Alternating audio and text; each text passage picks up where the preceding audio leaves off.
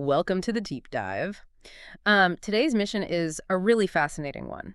We are basically trying to decode the exact mechanics of good decisions versus bad decisions. All right. And to do that, we have a really interesting stack of sources to work through. Yeah, we really do. We're looking at a major INSEAD thesis by Nicolai Banck on executive decision-making, and an in-depth interview with Michelle Obama, a thesis by Kelechi Dingba on Black maternal health, an Observer article on the economics of the motherhood penalty, and a widely discussed Vogue essay. So we're going to take the high-level clinical framework from that INSEAD thesis and apply it to an ultimate real-world case study, the monumental life and career pivots of Serena Williams. It's honestly a phenomenal stack of material. Yeah. And it pairs perfectly because Williams' career is, well, it's essentially a masterclass in the two very different ways the human brain processes choices. Right. So the INSEAD thesis uses Daniel Kahnemann's famous framework to explain this. Yeah. We have system one thinking, which is fast, unconscious, highly intuitive. And then we have system two thinking, which is slow, effortful, and incredibly rational. Right. So for anyone listening, a good way to check which system you're using in your own life is, the driving analogy. Oh, yeah, that's a good one. Like system one is when you drive your usual route home from work, you pull into your driveway and you realize you don't actually remember the last 10 minutes of the trip. Exactly. Your brain just, did it on autopilot. But system two is the intense, sweaty, turn down the radio focus of trying to parallel park a strange rental car in a tiny space in a brand new city. That is exactly it. And the INSEAD thesis reveals something wild about how leaders view these two systems. Oh. Yeah, executives actually feel a profound sense of shame when they rely on their system one intuition. Wait, really? Yeah. They tend to believe that the system two approach, the slow, analytical boardroom spreadsheet, is somehow more noble or rigorous. But the data shows that leaders make up to 98% of their decisions using system one. Wait, I have to push back on that a little. If they are making 98% of their decisions on instinct, isn't that basically just guessing? I mean, why shouldn't they feel a little nervous about that? Because true intuition, at least, in a professional context, it isn't just a random feeling. The thesis defines this kind of intuition as the end product of a highly refined, implicit learning experience. Okay. It is years and years of data, repetition, and feedback loops, literally frozen into instinct. You aren't guessing.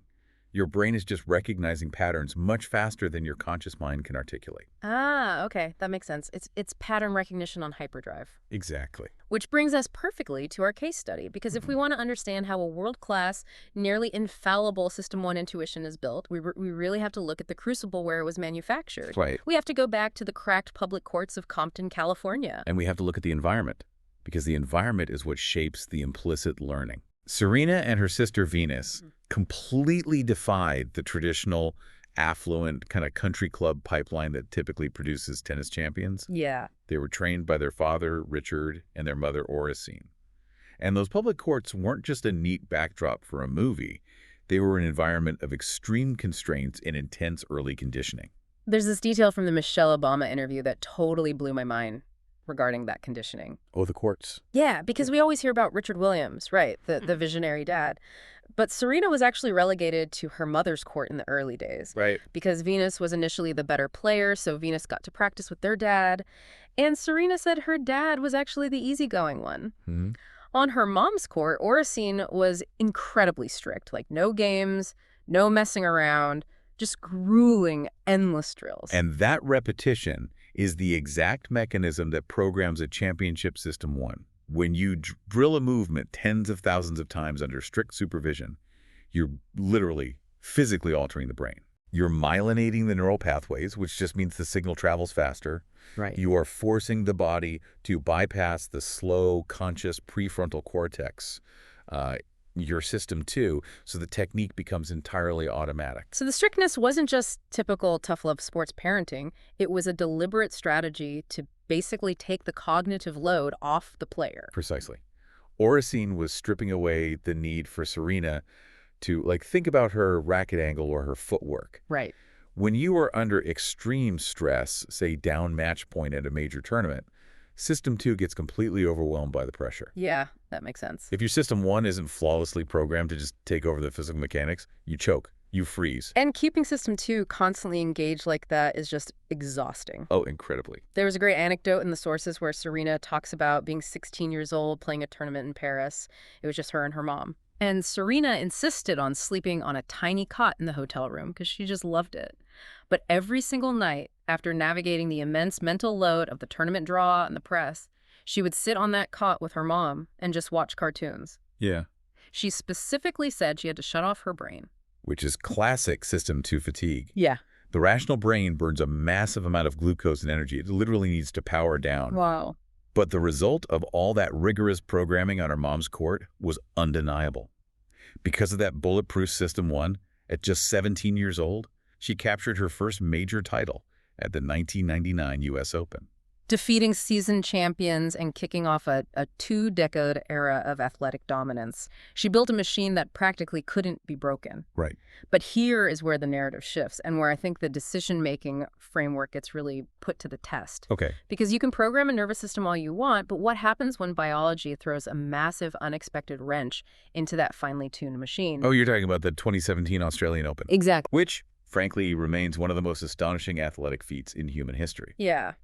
She won her record-breaking 23rd Grand Slam singles title. She beat her sister Venus in the final. She didn't drop a single set the entire tournament, all while playing in the sweltering Australian heat. And as we now know, she did all of this while 8 to 9 weeks pregnant. It's an incredible testament to her physical intuition. But wait, I have a question about how System 1 works here. Sure. Because in her interviews, she mentioned that during the tournament, she was literally playing points, hitting the ball, and thinking to herself, quote, "Self, there's a baby in here." Yeah. If System 1 is an unconscious flow state, how is she in System 1 if she's literally having an internal monologue about a baby while the ball is in the air? That is a brilliant catch, and it highlights the exact tension the INSEAD thesis explores. Okay. The thesis explains that extreme anxiety, uncertainty, or a massive shift in priorities will force a person out of their intuitive System 1 and shove them violently into their over-analytical System 2. Oh. Serena's System 1 knows exactly how to win a Grand Slam. It's done it 22 times before. But her System 2 is suddenly flooded with this profound biological imperative to protect her unborn child. So she's experiencing a real-time clash between the two systems right there on the court. Her athlete brain wants to dive for the ball, and her rational brain is basically pulling the emergency brake. Exactly. How did she manage that? Well, she managed it by making highly calculated System 2 decisions off the court to sort of clear the runway for her System 1 on the court. Okay. For instance, she secretly pulled out of the doubles tournament. Oh, right. She didn't even tell Venus she was pregnant at first, specifically because she didn't want to stress her sister out. She rationally, strategically altered her schedule to minimize risk. That makes a lot of sense. And actually, if we look back in the source material, there's a much earlier System 2 decision she made that set the stage for this. Oh, right, with the freezing her eggs. Yes. Years before this tournament, she made the very conscious, rational choice to freeze her eggs. That is a textbook example of using executive planning to preserve emotional bandwidth. Yeah, she talked about how this massive weight fell off her shoulders once she did the procedure, because the biological clock is a huge cognitive load for any professional, but especially a female athlete whose career window directly overlaps with their prime reproductive years. Oh, absolutely. So by using medical planning, a heavy System 2 choice, she removed that anxiety. She didn't have to worry about her fertility while trying to win titles, which allowed her System 1 to just play tennis. It really is a masterclass in executive decision-making. Yeah. I mean, she used her rational mind to mitigate external pressures so her intuitive mind could remain undisturbed. Yeah. And the 2017 victory proved that her bodily intuition was superhuman. Which brings us to a part of the deep dive that is incredibly difficult to process, but vital to understanding these systems. Just months after proving her body was capable of winning a major championship while pregnant, that exact same bodily intuition was completely dismissed by the healthcare system, and it nearly cost her life. Yeah, this is where we shift to the thesis by Kelechi Dingba on Black maternal health in the U.S. healthcare system. Right. After an emergency C-section, Serena recognized a very specific familiar feeling in her body. She had a history of pulmonary embolisms, blood clots in her lungs. Oh, man. So her System 1, which, remember, had been trained for over 3 decades to know every single microscopic nuance of her physical form, immediately flagged that something was critically wrong. Right. She didn't have to guess. Her body just knew. Exactly. So she immediately switches to System 2 advocacy. She rationally, clearly tells the medical staff what she's feeling. She demands a CT scan, and she asks to be put on an IV drip of heparin, which is a blood thinner. And the medical staff did not listen to her. Wow.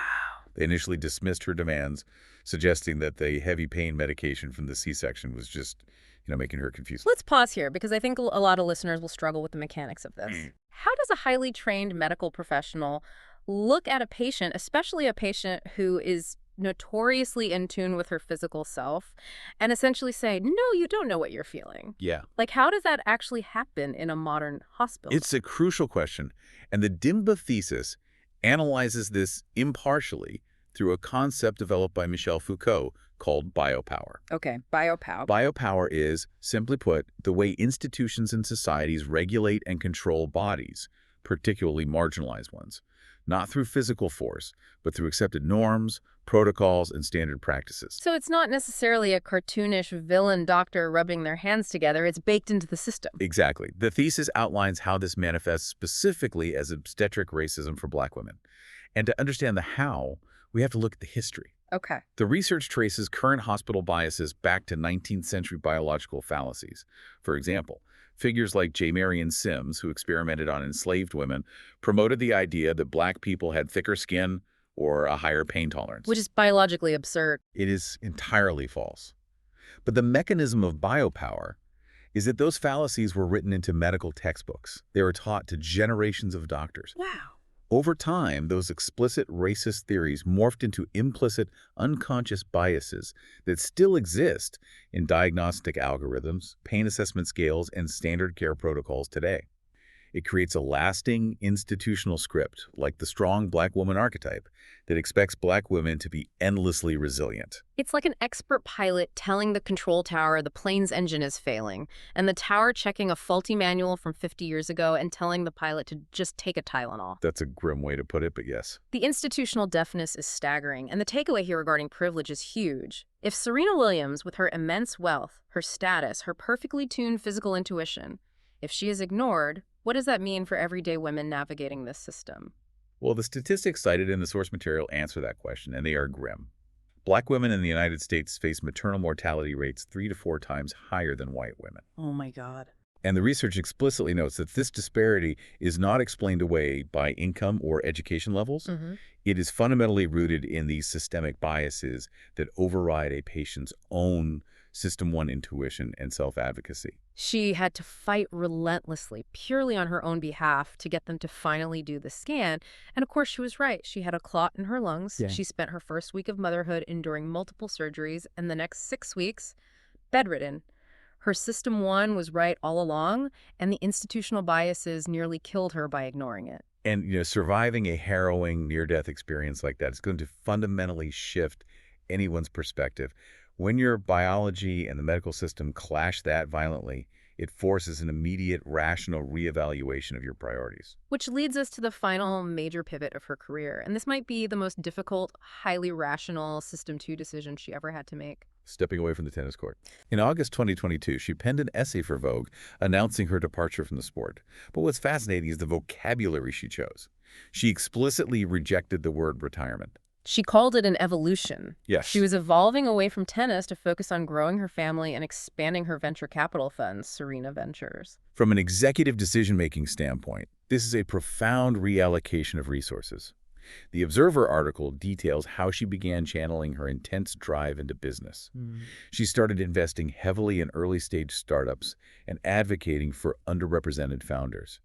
She was taking the mental toughness that unbreakable System 1 forged on her mother's court and applying it to the boardroom. I love that framing, but let's not romanticize the choice either. Fair enough. Because in that same essay, she admitted it wasn't an entirely willing pivot.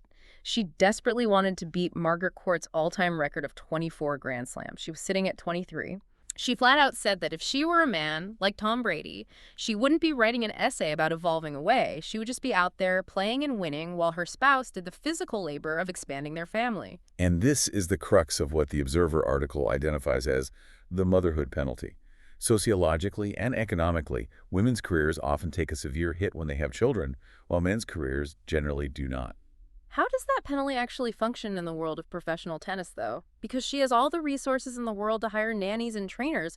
Why couldn't she just keep going? Because of the systemic friction built into the sport itself. The penalty isn't just about childcare. It's about the literal mechanics of the professional tour. Rankings freeze or drop when you step away. Endorsement metrics change. Oh, I see. The physical timeline required to recover from a traumatic birth doesn't align with the rigid ATP and WTA tournament schedules. For Serena, it was the ultimate clash between her inner drive and external reality. Her athlete's heart, her core system 1, was telling her she should have had 30-plus Grand Slams. The instinct to compete and win was still fully there. But she couldn't ignore the data anymore. The physical reality of her traumatic birth experience, combined with the systemic reality that female athletes simply do not have the same runway as male athletes to build a family and compete simultaneously, forced her hand. Yeah. She had to make a painful, rational System 2 choice. She assessed the landscape, recognized that the systemic friction was insurmountable without sacrificing her desire for a larger family, and she executed a hard pivot. So when we pull back and look at this entire stack of sources, what is the big takeaway? I mean, Serena Williams' story isn't just a sports biography. Not at all. It is a brilliant blueprint for how to navigate life using these two cognitive systems. She utilized a deeply, rigorously trained intuition to achieve unparalleled physical greatness. But more importantly, she knew exactly when to deploy her rational, calculating System 2 to execute massive life pivots when she hit incredible physical and systemic walls. She truly embodies the concept of making decisions in motion. But, looking at all of this together leaves me with a rather profound question. What's that? We've seen how much intense cognitive load, how much pure System 2 energy Serena had to expend just to navigate systemic friction. Whether it was planning her fertility around a rigid sports schedule or literally having to advocate for her basic survival in a hospital bed against institutional bias. It's an exhausting amount of mental energy just to maintain a baseline. Exactly. So my question for anyone listening is this. What would human potential actually look like if marginalized groups didn't have to spend so much of their rational brain power just fighting to survive systemic biases? Wow. If the system wasn't constantly forcing them into defensive System 2 posture, what incredible things could they achieve if they were simply allowed to live and operate in the effortless flow state of System 1? Think about all that wasted cognitive energy and what it could be building instead. It completely shifts how you view success and the invisible hurdles people are jumping over every single day. Right. In the end, it's not just about making good decisions for yourself. It's about recognizing the systems that dictate how those decisions have to be made in the first place. Tremendous stuff to think about.